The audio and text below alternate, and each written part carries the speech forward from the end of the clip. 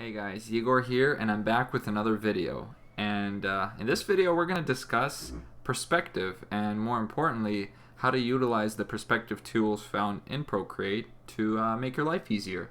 So let's do this. Let's create a new canvas. You can obviously use whatever preset you'd like. I'm just going to choose the square preset. It's good for posting on Instagram and whatnot. So let's zoom out a little bit. Obviously, it's a new canvas, so we have an empty layer. But we're going to tab over to the top left button here, the little wrench icon, and under the canvas button, you can see the perspective guide switch right here. Once we enable that, you can see that the edit perspective guide button pops up. So when we click on that, we get the vanishing point option. So right underneath at the top it says perspective guide. Tap to create a vanishing point. So if I am trying to draw a one-point perspective painting, for example, a railroad track, right? We can place that there, hit done, and now on this empty layer, I can tap once onto the layer and select perspective assist.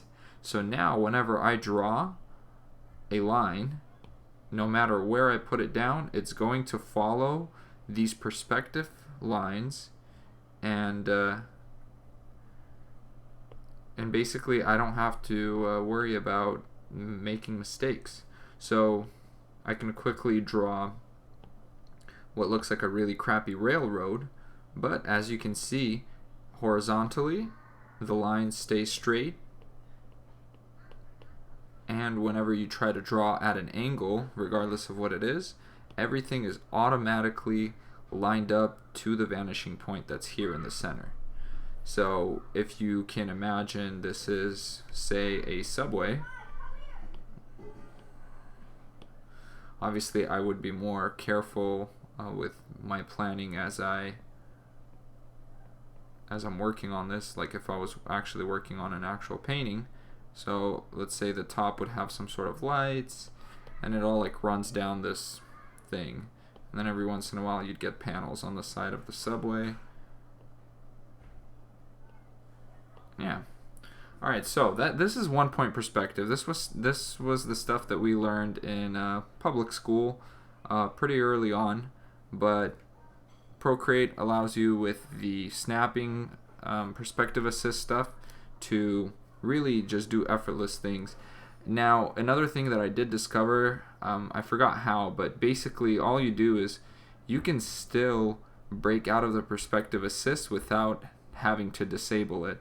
So if I wanted some custom lines drawn, I just do the typical thing of drawing out a stroke, holding wherever I end this stroke long enough for it to automatically switch over to this mode, the straight line mode, and let it go, and then there you go, you have a straight line.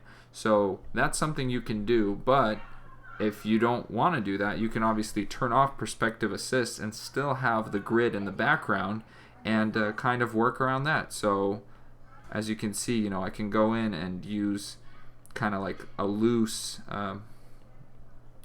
touch and add details or make marks wherever I'm like, oh, okay, so let's say there will be a panel right here. You know, it doesn't need to be perfectly straight because this is only the initial kind of drawing. But as you can see, just because I already have the assist in place, like visible and not activated, I can still kind of snap manually to it. And then let's say we have a little tunnel door in the background or something, I don't really know. So yeah, this is essentially what two-point perspective is. Let's just hide this. We don't have to erase it. Create a new layer, and now we'll head back to our edit perspective guide, and we're going to shift our vanishing point up just a little bit. And what we're going to do here is we're going to tap a little bit further to the left and then grab that other vanishing point that we had in the center and move it out further to the right. Actually, we can keep it closer, just a bit closer like this. So the only thing that I found is kind of difficult is sometimes it's hard to line up the vanishing point exactly at 90 degrees, but you can still use the pinch and zoom, pinch to zoom in method to kind of make sure that you're lining up with the background grid. I can see that I'm just a little bit off, but I'm not going to worry about that. So now we have this 2-point perspective, and I'll show you how this functions. It's really neat. So the vanishing line right here, this blue line, is our eye level.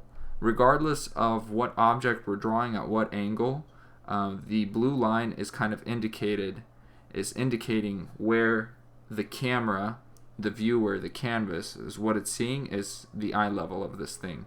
So on this new layer, let's just turn on the assist once again, and we're going to draw a square object. We can make this square object be basically anything. For example, a car. So let's draw something. As you can see, every once in a while it'll want to, even though you have the line right there, it'll want to do a straight line instead of following the perspective. And that's not necessarily a glitch. That's something you just need to get used to, because it's in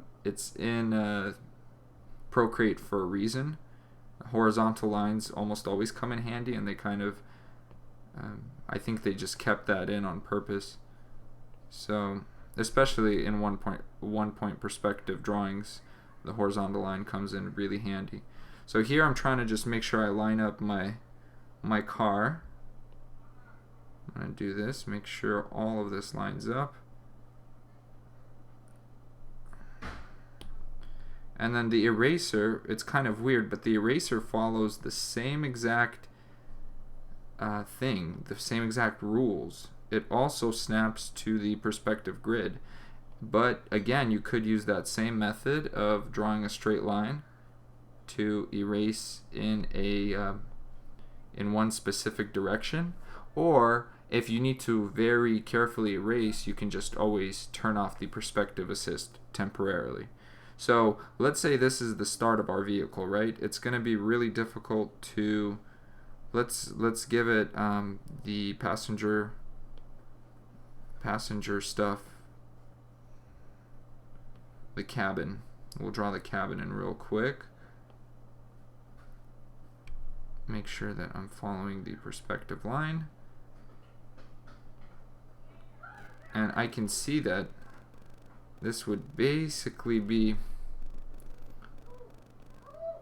this would almost be flat here because it's so close to the vanishing point. This is so close to your eye level that imagine you're looking you're as tall as the car, so the roof is really, really flat. It's almost a line. So that's sort of what's happening there. As you can see, the perspective tool, it's really accurate in the sense that if you are a couple pixels below, you're gonna see that line, and you can't manually adjust because it's obviously assisted. But here's what I can do. I can turn off the perspective assist, kind of figure out the approximate location of the wheel wells, where I want the tires to go. So I could draw that in.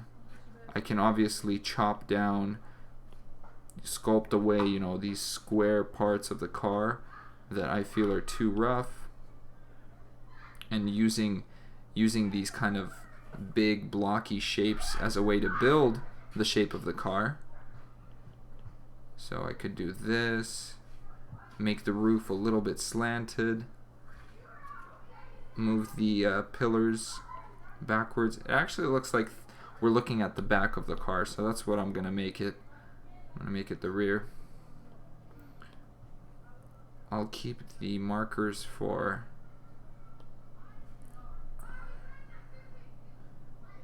well, that's fine here. I'll chop that down as well. Then we can have a pillar going down the side. We'll make this thing a 2-door. I don't draw cars often, but you can see how this makes it really easy to just draw a car from your imagination, and then you can go in and make tweaks. And I bet if I spent, a good 6-7 hours, this thing would look really, really rad, but I'm not going to do that for the sake of not making a video that's too long.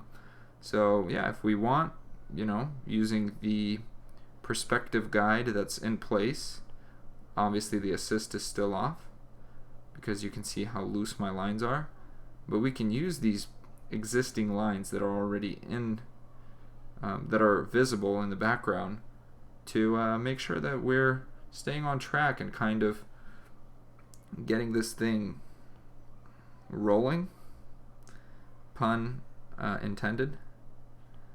So we can color that part in. Alright, get the tire looking somewhat square. And then look, there we go. We have a really simplistic vehicle. I could make the windows look see-through, but this thing's gonna be a gangster car, like a mafia, one of those old school 1960s Russian cheap cars that they drove, the gangsters drove. And then you have those. So see, for these lines, instead of me kind of winging it, I can turn on the perspective assist and I can go through and make quick lines and then make necessary adjustments. So you can see how the tool comes in handy, and being able to turn it on and off is like absolutely wonderful. I find myself like exploring using the perspective tool and seeing how it can help me build my drawings all the time. So this is the 2-point perspective. You can also use the perspective assist to draw in some sort of road that this car is following, if, in fact, only if the car is actually parallel to the road, if it's driving straight down the road. If you're doing something like a turn, then you would want the perspective assist to be off. I have to undo a little bit of stuff. And with the perspective assist off, you would have to draw the car based on vanishing points and kind of trying to keep it on a flat plane. It's a little bit more advanced, but yeah, essentially, if the car was turning or mid-turn or the road was curvy, you would just follow a similar thing. You would follow a similar path to what the straight road would look like, but tweak it necessarily to make it look, the way that it should. That kind of doesn't make sense, but hopefully you guys understand. It's really hard to just on the spot be able to make sense of what I mean.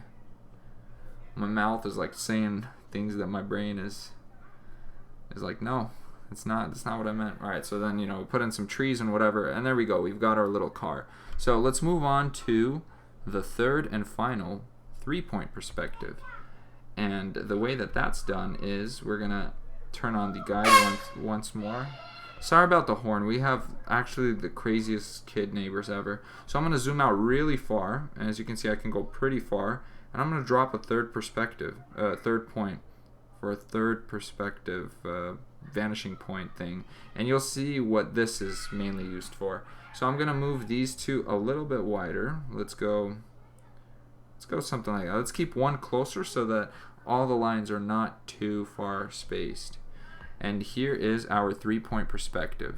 So for this scene, I'm going to turn on perspective assist, and already I can kind of picture this giant skyscraper, and maybe somebody is fighting in the skyscraper and they're busting out of the window. So we can draw a cityscape that doesn't look weird, because we have this sort of, again, we have the vanishing point, or our eye level. So imagine you're like on the 40th floor or something, down there you might have some traffic, and then we'll have some more buildings, other rooftops in the background. And all of this stuff would just take forever to try to line up with a ruler. So I'm just gonna go in, drop in some super quick lines. And then, so say we're going to try to do an explosion. This is going to be kind of my explanation for doing things like building organic things in a very geometric environment, because I feel like that's kind of what perspective sort of focuses you to, or it forces you to focus on a very geometric style. And I think that there needs to be a balance. You have to be able to, unless you're doing it very intentionally, you don't want to, just like with blending or stuff, you don't want to overdo it, because then your drawing will look uninteresting. So say we want to do an explosion out of this window. So, well, let's highlight this window first. And the way that I can do this is, I can turn off perspective assist, draw this giant explosion, and bam, we've got that. That obviously works. But how you want to think, or how you could think in order to help you build stuff in perspective, is think, I'm going to create a new layer, also turn on assist. Let's lower the opacity on this one. But what I'm saying is, think like a sculptor. Everything can start off with a big enough block, and then you chisel away the unnecessary pieces. So if the explosion is a block, I think what you could do is build it out of a square, and we can take this square and use a straight line.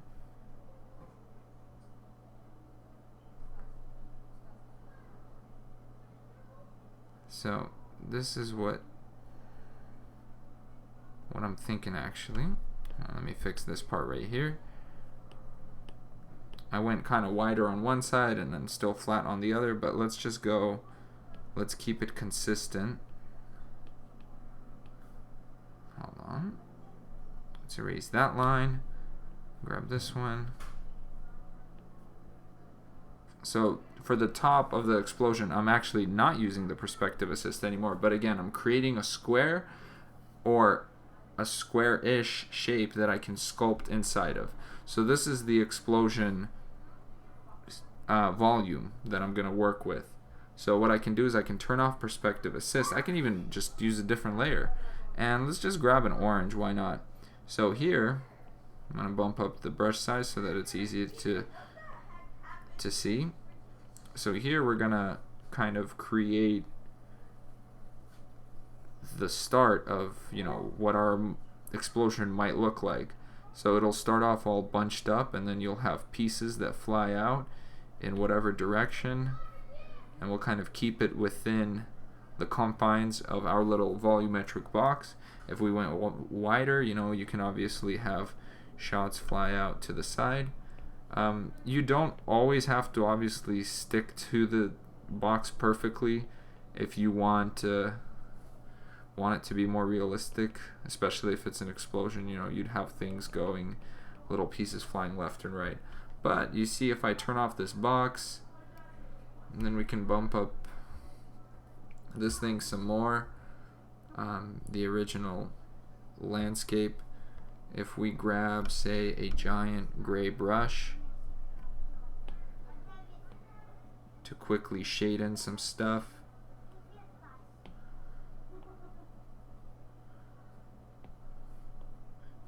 you start seeing the beginnings of a painting very, very quickly, and this will save you a lot of time. I know that sometimes I like to spend extra time working on, I guess, basically getting more intimate with my painting, if that makes sense. Going in and erasing stuff manually when I could be just taking advantage of a really large brush and going in and getting the same job done at like half the time. And I'm really bad with my time management when it comes to my artwork. That's what I've been trying to work on. And this is definitely a tool that allows you to spend more time creating and less time kind of going from one phase of the painting to another. You get, the initial sketch in faster. You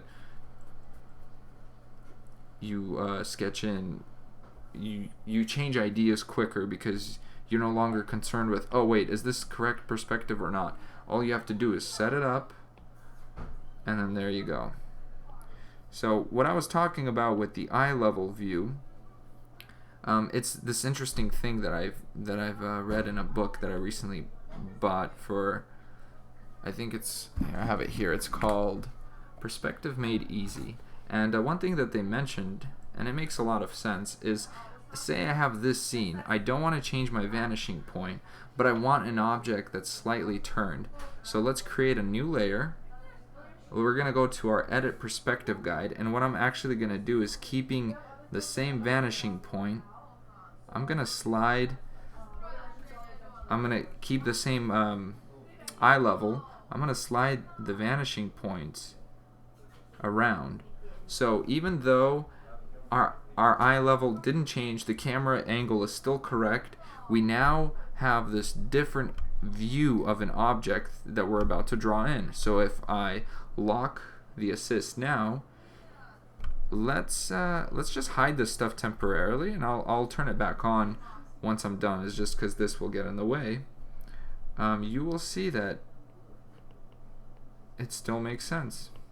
So this will be a helicopter, a very quick, rough sketch of a helicopter. So I'm gonna again use kind of that straight edge thing to chop off some excess parts of the chopper. Let's turn off the perspective assist, but you can see that for the initial box, right, I used the vanishing points that we have just set up. I did not use the same exact older ones or the previous ones. So this is the chopper, again following these new lines.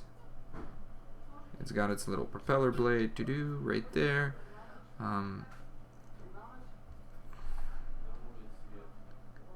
Alright, so we've got our chopper, right? Now when I turn this stuff back on, I can get rid of this line altogether. And as you can see, the helicopter, it still makes sense within the scene. You know, it's turning at an angle, it's flying this way, or something like that. So hopefully that kind of explains to you how perspective works, and you know, I feel like, you know, maybe it's not the most clear way of explaining it, but I feel like for those people that have no idea how to tackle perspective, this might be enough to just get you started. Play around with it, you know. Try to set up your paintings with an initial sketch that you've built in the perspective tool. Play around with 1 point, 2 point, 3 point. I say stick with 1 point for a piece or two, and then 2 point perspective is probably the most flexible, and then 3 point perspective for those like more complicated scenes. So let me show you guys an example of a 2 point perspective painting. I haven't finished this yet. I was sketching it out on the plane while I was flying to Mexico. So here is an airplane, and I actually drew this 100% with no perspective in mind, like obviously in mind, but I didn't use the perspective assist tool. Let's pop that open and see how close I got. I've already kind of tried to line it up and see where my lines were, and honestly I think I did, like I'm fairly happy. I think maybe the left wing just needs a little bit of adjusting, maybe even the rear rudders, but as you can see, the lines follow the perspective, the vanishing points, quite well. So yay, you know, it's a pretty simple example of perspective. So you kind of have to think about how the warping of, you know, different surfaces will happen, and perspective is really important on mechanical things. You know, if you're talking organic, then you know, less of that matters. On this painting, haven't finished it yet, we don't see any perspective. It's kind of like a 1 point perspective thing, but so I didn't even really bother. But yeah, anyways, guys, thanks for watching. Stay tuned. You know, I'm gonna try to think of more tutorials and some good content for you guys. Maybe do another long from scratch paint along. Let me know in the comments, you know, what do you want to see for a paint along? You know, is it what type of animal or what type of setting? And maybe I'll do that. So yeah, thanks for watching. As always, have a wonderful day, and stay cute.